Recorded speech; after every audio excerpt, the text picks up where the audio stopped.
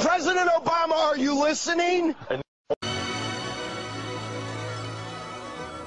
And here at the Harper Library in the University of Chicago, our distinguished guests have their own ideas too. So let's join them now. It seemed to me he was saying that the golden age for America, when it was truly a land of opportunity, was the late 19th, early 20th century. No regulations, no permits, no red tape.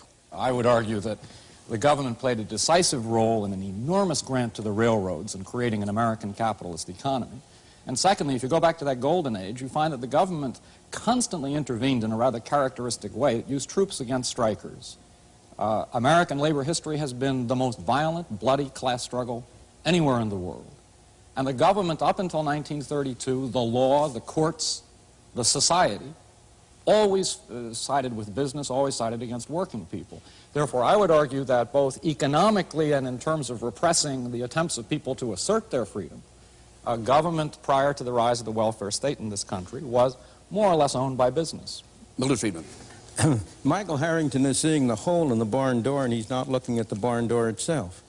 The plain fact is, during the whole of that period, while government did intervene from time to time, and mostly to do harm, I agree with him that government intervention was, in the main, not a good thing, tariffs, for example.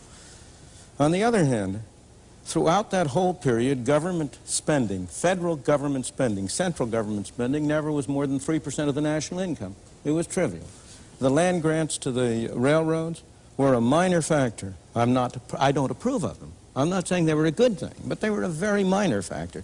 One has to have a sense of proportion, and that goes to the whole discussion. I am not an anarchist. I am not in favor of eliminating government. I believe we need a government. But we need a government that sets a framework and rules within which individuals, pursuing their own objectives, can work together and cooperate together. And they work together and cooperate together not only in economic areas. I want you, Michael Harrington. I just think that two things. One, to view freedom positively, I think people over 65 years of age in the United States today are freer now because of Medicare. I do not think that the freedom to die from the lack of medicine was a very good thing. Secondly, related to industrialists, I think that one of the startling things about American history is that when Franklin Roosevelt was saving the system from itself, the main beneficiaries were screaming bloody murder at him for being a traitor to his class, when he was in fact the salvation of that class.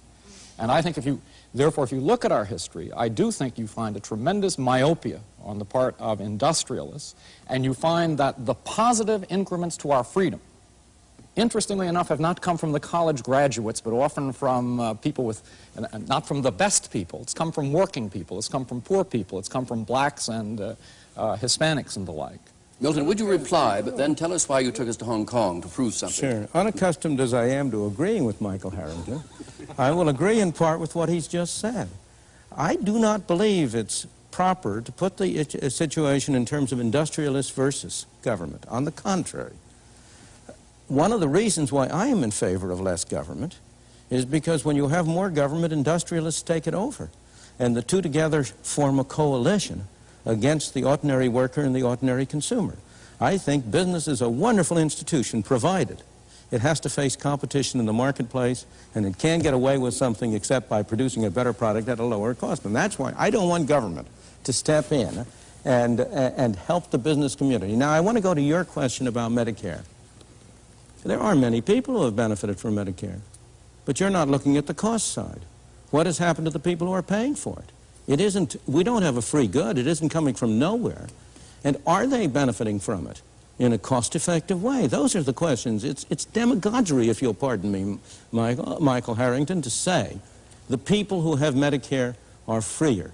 Of course, in one dimension. But they themselves have been paying all their lives. And have they gotten a good bargain?